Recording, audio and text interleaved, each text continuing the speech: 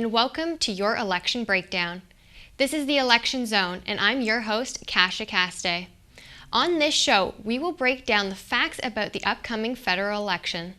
Today, our topic is how Canada is voting.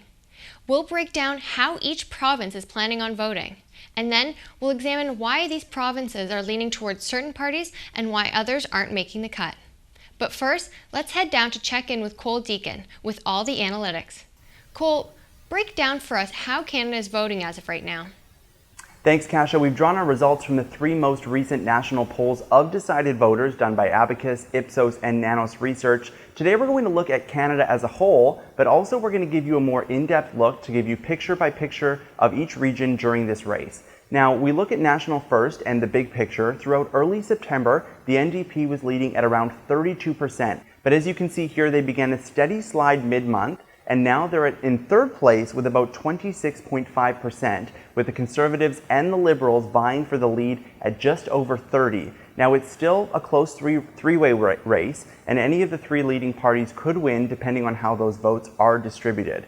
Now, if we look into the regional breakdown, we're going to look at the NDP collapse and how it's been driven by poor showings in Ontario and Quebec, which hold well over half of all national ridings between them each. Now, the NDP is now trailing badly in Ontario, as you can see here, about 10 points behind the leading Conservatives and Liberals, both helped by stronger results in the vote-rich GTA area. If we take a look at Quebec, the NDP still tops the polls in Quebec, where they took 59 seats last election. Their lead over the second-place Liberals have shrunk from almost 30 mid-month to just 10 right now, but the main threat has come from recent surges by the Conservatives and the Bloc, who are up to about 20% each. Elsewhere, as we take a look in the prairies, the Conservatives are still dominant there, bolstered by more than 50% support in Alberta alone, where their main challenger is the Liberals. Now we look at BC, there's a close three-way race, and it's the only province where the Green Party, as you can see here, is polling above 5%. Now the Liberals are holding their huge advantage in Atlantic Canada, 25 points over the second place NDP, but don't look for that to have a big impact nationwide since the region only has 33 seats there. As we take a look at this grand scheme map, you can see a breakdown of how each party is doing. As you can see, the Conservatives really dominating here in the prairies. Back to you, Kasia. Thanks, Cole. Now, to make sense of what all that means, we have Arthur White to explain why these provinces are voting this way. Arthur, what may be behind those weak results for the NDP? What I find interesting is that the polls Cole outlined were all conducted after the French leaders' debate, where the niqab was a major topic. The Ipsos poll found that almost 9 in 10 Canadians support banning women from wearing face coverings at citizenship ceremonies, a move the NDP opposes. That issue is particularly important for Quebecers and could be part of the reason why they're embracing the Bloc and the Conservatives, who are more in line with public opinion.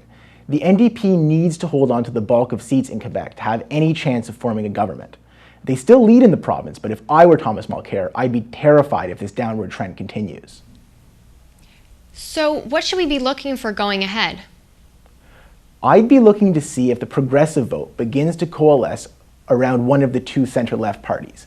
The Conservatives might have a slight advantage in the polls, but the data shows that they have little room to grow. By contrast, the NDP and the Liberal voters say they're much more willing to shift from one party to the other. If left-wingers start to worry that the Conservatives have a real chance of getting back into power, you might see a swing to whichever party has the best chance of beating them. With Justin Trudeau's strong performance in the foreign policy debate and Thomas Mulcair's Quebec problems, I'd say that the Liberals are a slightly better place to do this. But we've still got a long way to go before October 19th, and with a race this tight, anything could happen. Thanks, Arthur. And that's a wrap on our election breakdown for this week. I'm Kasia Caste, and look for our second segment next Tuesday.